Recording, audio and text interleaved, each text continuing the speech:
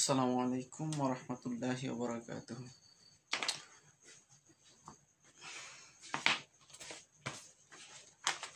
প্রিয় শিক্ষার্থীবৃন্দ, আপনারা সবাই কেমন আছেন? আশা করি আল্লাহর অশেষ মেহেরবানিতে আপনারা সকলেই ভালো আছেন। তো আমি আজকে আপনাদের সামনে এসেছি হিসাব সমীকরণের একটি বিষয় নিয়ে কথা বলতে। মূলত আমি প্রিন্সিপাল অফ অ্যাকাউন্টিং বই থেকে আলোচনা করব, যেটা ন্যাশনাল ইউনিভার্সিটি বিবিএস অনার্স 2005 সালে পরীক্ষা এসেছিল। তো আমরা একটা ইকুয়েশন করব এক্ষেত্রে। তো আমরা এখানে ঘরটা করে রেখেছি। এখন শুধু আমরা ইকুয়েশন সমীকরণ অনুযায়ী টাকাগুলো বসিয়ে আমরা যোগ বিয়োগ করে সমীকরণটা গঠন করে ফেলব। তো আমরা আজকে যে অঙ্কটা করব সেটা হলো problem C 10 NU BBS honours 2015। দেখুন আপনারা এখানে আমি দিয়ে রেখেছি NU BBS অনার্স 2005।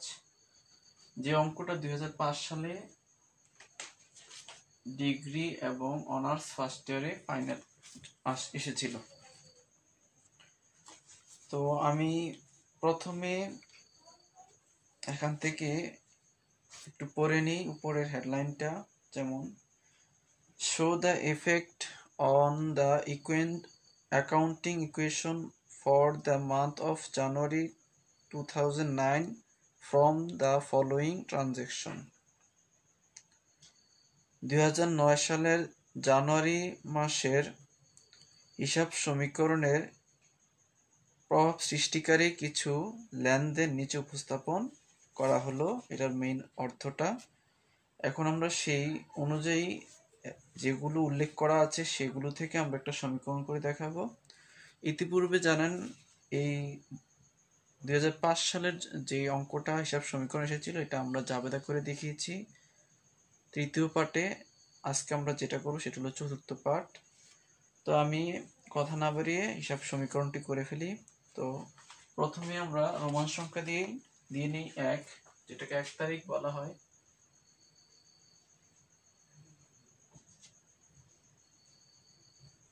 রোমান সংখ্যা 1 মানে প্রথম যে লেনদেনটা সেটা বলা হয়েছে রহিম স্টার্টেড বিজনেস উইথ ক্যাশ 1,50,000 টাকা। রহিম 1,50,000 টাকা নগদ নিয়ে ব্যবসা শুরু করলেন। এক্ষেত্রে জাবেদা আমরা করতে পারি ক্যাশ ডেবিট, ক্যাপিটাল ক্রেডিট।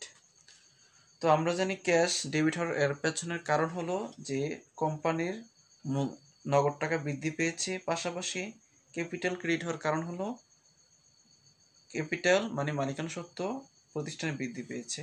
তো আমরা ক্যাশের দিকে লিখে দেবো 1,50,000।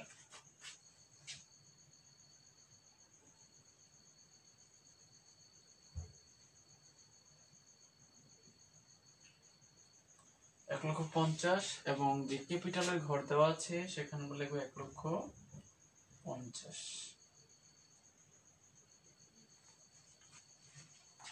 আমরা এই সমীকরণের সম্পত্তির দিকে যতগুলো ঘর আছে সেগুলো পূর্বে লিখে রেখেছি, এবং দায় মালিকানা সত্ত্বের দিকে যে যতটা ঘর হবে তাও আমরা পূর্বে লিখে রেখেছি। এখন আমরা শুধু টাকাগুলো উঠিয়ে দেব। তো এর পরবর্তীতে আমাদের কাজ হলো এই ব্যালেন্সটা মানে জ্যাবটা না, তো আমরা জ্যাব টেনে দেব 1,50,000, 1,50,000, 1,50,000, 1,50,000। তো আমরা জ্যাব টেনে দিলাম। এরপরে যে লেনদেনটা বলা হয়েছে যে রোমান সংখ্যা 2 পারচেস মেশিনারি 16,000 টাকা ফর ক্যাশ। নগদ 16,000 টাকার মেশিনারি ক্রয় করা হয়েছে। যেহেতু এখানে মেশিনারি ক্রয় করা হয়েছে, মেশিনারি একটি সম্পদ বৃদ্ধি পাবে। তো আমরা মেশিনারির নামে ঘর করে রেখেছি যে মেশিনারি, তো মেশিনারি ঘর আমরা বাড়িয়ে দেব। এবং যেহেতু নগদে এটা কিনেছে সেক্ষেত্রে আমাদেরকে ক্যাশ থেকে কমিয়ে দিতে হবে। তাহলে আমরা প্রথমে ক্যাশ থেকে 16,000 টাকা কমিয়ে দেব।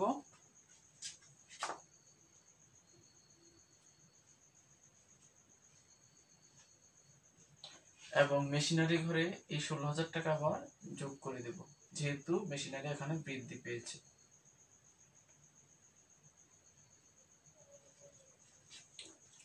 এরপরের কাজ হলো আমরা জেড টেনে দেব। 1,50,000 থেকে আমাদের 16,000 টাকা বাদ দিয়ে দিব। 1,50,000 মাইনাস 16,000, 1,34,000 হবে এখানে। এই 16,000 এ 16,000 বসিয়ে দেব। ক্যাপিটাল এখানে বসিয়ে দেব। তো এখানে যে কমেন্টের যে খালি জায়গাটা আছে সেখানে আমরা শুধু মূলধনের সাথে যেগুলো যোগ বিয়োগ হবে সেগুলোর জন্য আমরা মন্তব্য দেব। পরবর্তীতে 3 নম্বরে যেটা বলা হয়েছে, purchase merchandising inventory from Karim on credit 4,000 টাকা। করিমের কাছ থেকে বাকিতে পণ্যদ্রব্য কেনা হয়েছে। তো যেহেতু এখানে করিমের কাছ থেকে পণ্যদ্রব্য কেনা হয়েছে, বাকিতে যেহেতু অন ক্রেডিট দেওয়া আছে, তো এখানে বাকিতে ক্রয় করা হয়েছে। এই ক্ষেত্রে আমাদেরকে বুঝতে হবে পাওনাদার বাড়বে, যে করিমকে ধরতে হবে পাওনাদার। এবং মেশিনারি একটি সম্পদ, আবার সম্পদ বৃদ্ধি পেয়েছে, মেশিনারির দিকে যোগ করে দেব, পাওনাদারের সাথে আমরা যোগ করে দেব। তো পাওনাদারের সাথে যোগ করে আমরা বসিয়ে দেব, মেশিনারি ঘরে যোগ করে বসিয়ে দেব 4,000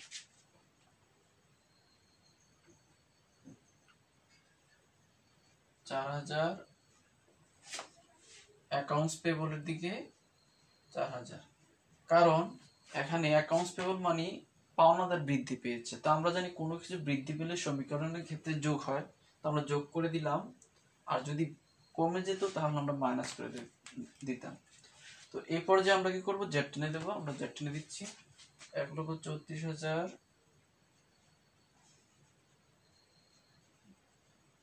1,34,000, 16,000, 4,000, 4,000 সমান 1,50,000।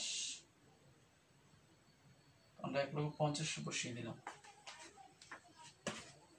4 নম্বরে যেটা সেটা বলা হয়েছে যে purchase merchandising inventory by cash 25,000 টাকা, নগদ 25,000 টাকা দিয়ে পণ্যদ্রব্য কেনা হয়েছে। তো এখানে যেহেতু আবার পণ্যদ্রব্য কেনা হয়েছে, তো পণ্যদ্রব্য আবার বৃদ্ধি পাবে, মার্চেন্ডাইজ ইনভেন্টরি বাড়বে। পাশাপাশি নগদ টাকা দিয়ে যেহেতু কেনা হয়েছে, নগদ টাকা তার কমে যাবে, তো আমরা নগদ থেকে কমিয়ে দেব। তো নগদ থেকে কমিয়ে দেব 25,000 এবং মার্চেন্ডাইজ ইনভেন্টরি ঘরে লিখে দিব 25,000।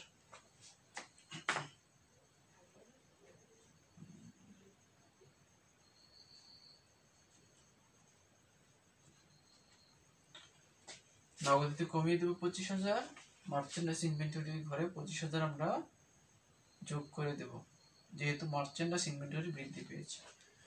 এর পরের কাজ হলো আমাদের জেড টানা। তখন এখন আমরা জেড টানা 1,34,000 থেকে 25,000 বাদ দিয়ে দিব, মাইনাস 25,000, 1,09,000 হবে এখানে।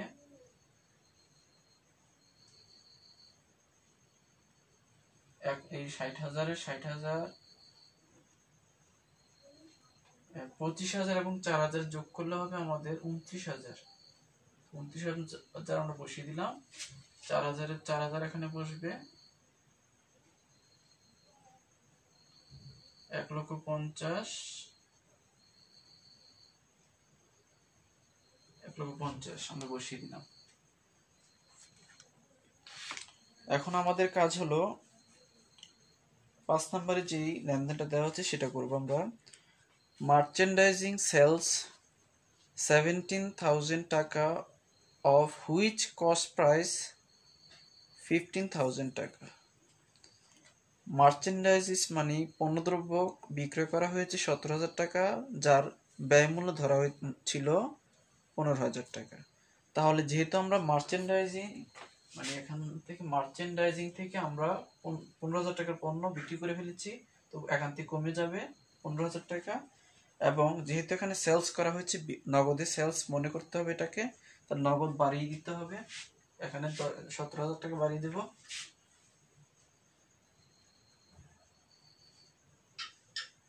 আর এখান থেকে যেহেতু মার্চেন্ডাইজ বিক্রি করে ফেলেছি, মার্চেন্ডাইজ থেকে কমে যাবে 15,000 টাকা, আমরা কমিয়ে দেবো 15,000 টাকা। এর পরবর্তীতে 15,000 17,000 থেকে 15,000 চলে গেলে থাকবে আর 2,000 টাকা। সেই 2,000 টাকা মূলত তার বিক্রয় বাবদ আয় হয়েছে, তাহলে আমরা আয়টা যোগ করে দেই ক্যাপিটালের সাথে। যেহেতু আমরা লিখে দিয়েছি এখানে সি প্লাস আর, মানে ক্যাপিটালের সাথে রেভিনিউ বলতে আয় যেটা আছে সেটা যোগ হবে, ব্যয় থাকলে বাদ যাবে এবং ড্রয়িং উত্তোলন থাকলে বাদ যাবে। যেহেতু এখানে আয় হয়েছে আমরা আয়টা যোগ করে দেবো 2,000 টাকা। তো আমরা আয়টা যোগ করে দিলাম। এখন কাজ হলো আমাদেরকে এই 1,09,000 সাথে 17,000 যোগ করে নিচে বসাতে হবে। 1,09,000 যোগ 17,000 সমান সমান 1,26,000 হবে এখানে, এবং এই 16,000 এখানে যা আছে তাই বসবে। 29,000 থেকে এখন আবার আমাদের 15,000 টাকা বাদ যাবে, 15,000 টাকা বাদ দিয়ে দিব, থাকবে 14,000, 4,000 4,000 এবং 1,50,000 সাথে 2,000 টাকা যোগ করলে 1,52,000।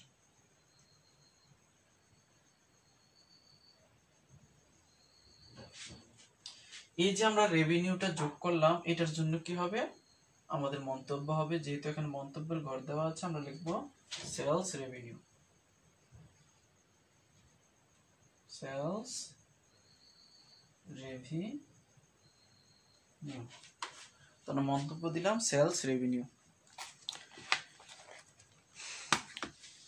এরপরে যেটা আছে সেটা হলো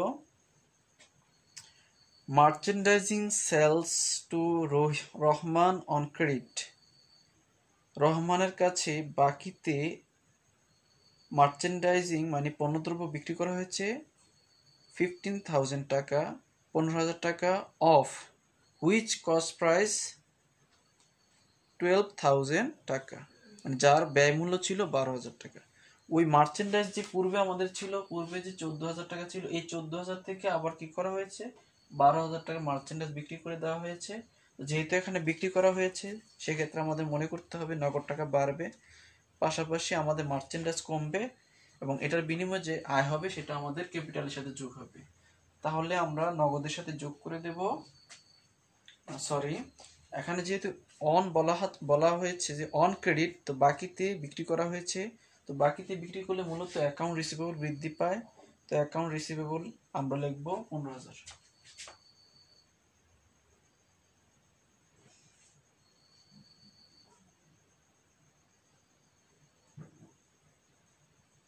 অ্যাকাউন্ট রিসিভেবল এখানে আমাদের দেনাদার বৃদ্ধি পেয়েছে 15,000 টাকা। এর মধ্যে আমাদের 12,000 টাকা যেটা কি ছিল ব্যয় মূল্য, তাহলে 12,000 টাকা এখান থেকে কমে যাবে।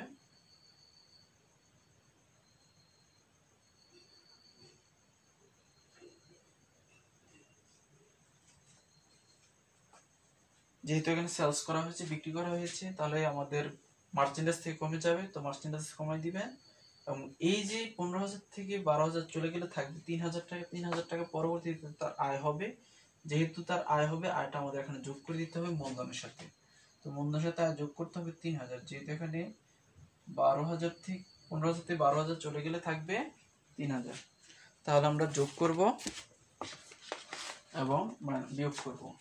যেহেতু আমরা এই দুইটা ধাপে করেছি, এটা একটা ধাপ, এটা একটা ধাপ, এই টাকাটা আমরা এখানে এসে বসাই দেব, এনে বসিয়ে দেব 1,26,000, 16,000 16,000,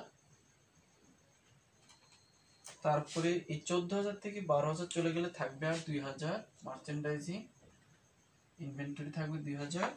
এই 15,000 অ্যাকাউন্ট রিসিভেবল, মানে তার দেনাদার বৃদ্ধি পেয়েছে, তো 15,000 টাকা আমাদের অ্যাকাউন্ট রিসিভেবল করে বসিয়ে দেব। এই যে 3,000 টাকা, এই 1,52,000 সাথে 3,000 টাকা যোগ করার পরে যে টাকাটা হবে সেটা আমরা বসিয়ে দেব ক্যাপিটালের ঘরে। 1,52,000 এবং 3,000 যোগ করলে হবে 1,55,000। 1,55,000 আমরা এখানে বসিয়ে দেব। আর এটার জন্য আমাদের হবে মন্তব্য সেলস রেভিনিউ। তো আমরা জানি ক্যাপিটালের সাথে যোগ বিয়োগ হলেই কি হয়, মন্তব্য। তো আমরা মন্তব্য দিয়ে দিলাম।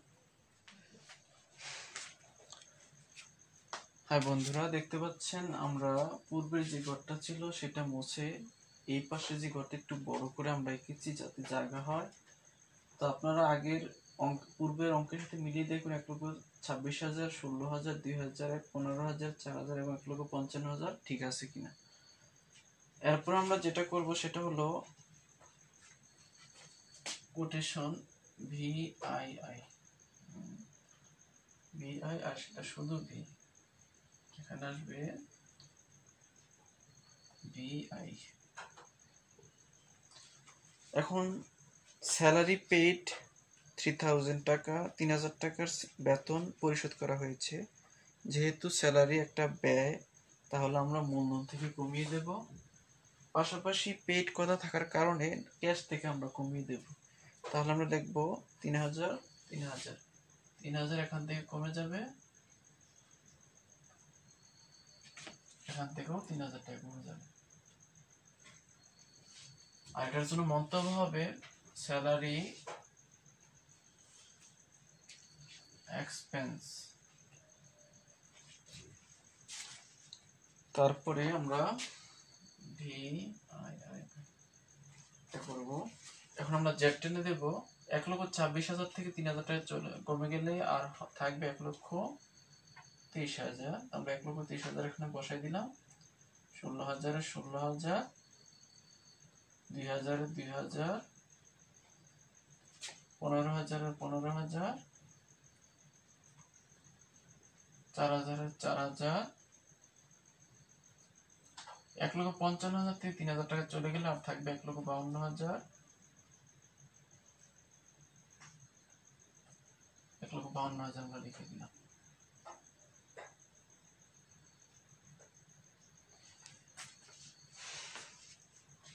তারপর যে লেনদেনটা দেওয়া আছে সেটা হলো যে receive from merchandising credit sales 9,000 টাকা, যে বাকিতে বিক্রিকৃত পণ্যদ্রব্যের মূল্য গ্রহণ করা হয়েছে।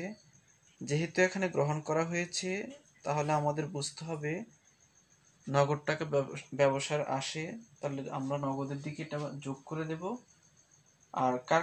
আর যার কাছ থেকে আদায় করা হয়েছে সেটা হলো পাওনাদার, সরি দেনাদার থেকে আদায় করা হয়েছে। তো দেনাদার থেকে আদায় করলে দেনাদার থেকে টাকাটা কমে যাবে।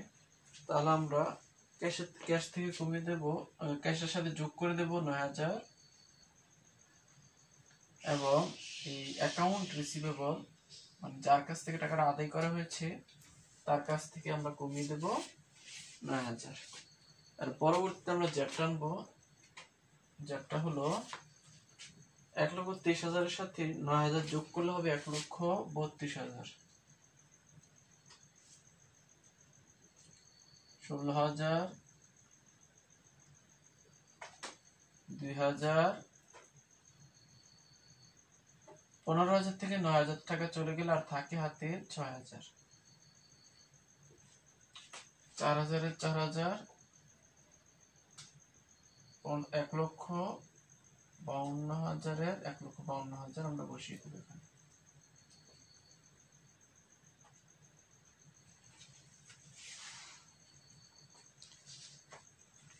পরবর্তী লেনদেনটা দেওয়া আছে যে ব্যাড ডেট অ্যালাউন্স 1,000 টাকা, অনাদায়ী পাওনা 1,000 টাকা। যেহেতু অনাদায়ী পাওনা 1,000 টাকা সেহেতু আমাদেরকে বুঝতে হবে যে দেনাদার থেকে আদায়যোগ্য নয়। তো দেনাদার বলতে 1,000 অ্যাকাউন্ট রিসিভেবল থেকে বাদ যাবে, যেহেতু আদায়যোগ্য নয়। পাশাপাশি মূলধন, এটা একটা ব্যয় হবে, যেহেতু শেয়ার পাবে না টাকাটা, এই জন্য মূলধন থেকে কমিয়ে দিতে হবে। তো আমরা অ্যাকাউন্ট রিসিভেবল থেকে বাদ দিব 1,000 টাকা এবং মূলধন থেকেও কমিয়ে দিব 1,000 টাকা। তো এটার জন্য একটা কমেন্ট হবে, সেটা হলো ব্যাড ডেট এক্সপেন্স।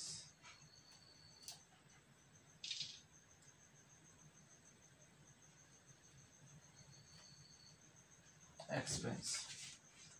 এখন আমরা জেড টেনে দেব 1,32,000, 1,32,000, 16,000, 16,000, 2,000, 2,000, 6,000 থেকে 1,000 টাকা চলে গেলে আর থাকবে 5,000, 4,000, 4,000, 1,52,000 থেকে 1,000 টাকা চলে গেলে থাকবে 1,51,000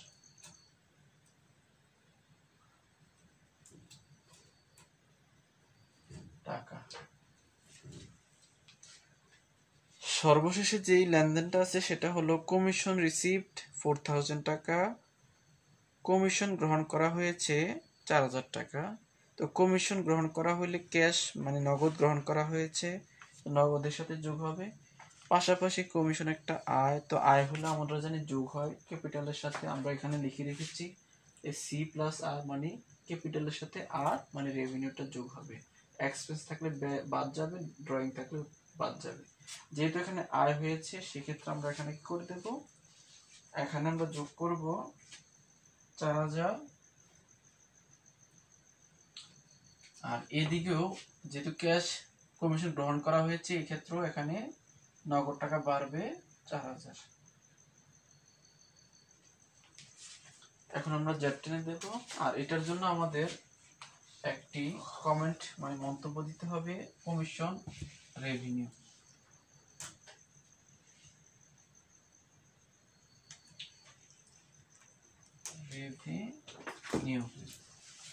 আমরা জেডটা নিয়ে 1,32,000 সাথে 4,000 টাকা যোগ করলে হবে 1,36,000,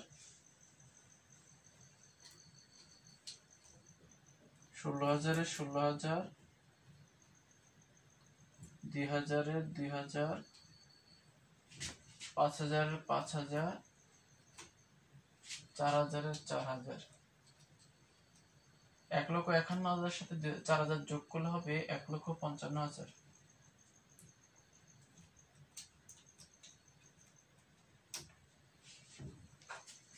তো আমাদের হিসাব সমীকরণের লেনদেন অনুযায়ী টাকা বসানো শেষ। এখন আমরা অ্যাসেট মানে সম্পত্তির যে মোট পরিমাণটা, ওই মোট পরিমাণটা যোগ করে দেখব এই লায়াবিলিটি প্লাস ওনার ইকুইটির সাথে মিলে কিনা। তাহলে আমরা এখান থেকে যোগ করব 1,36,000 যোগ 16,000 যোগ 2,000 যোগ 5,000, মোট হয় 1,59,000, 1,59,000।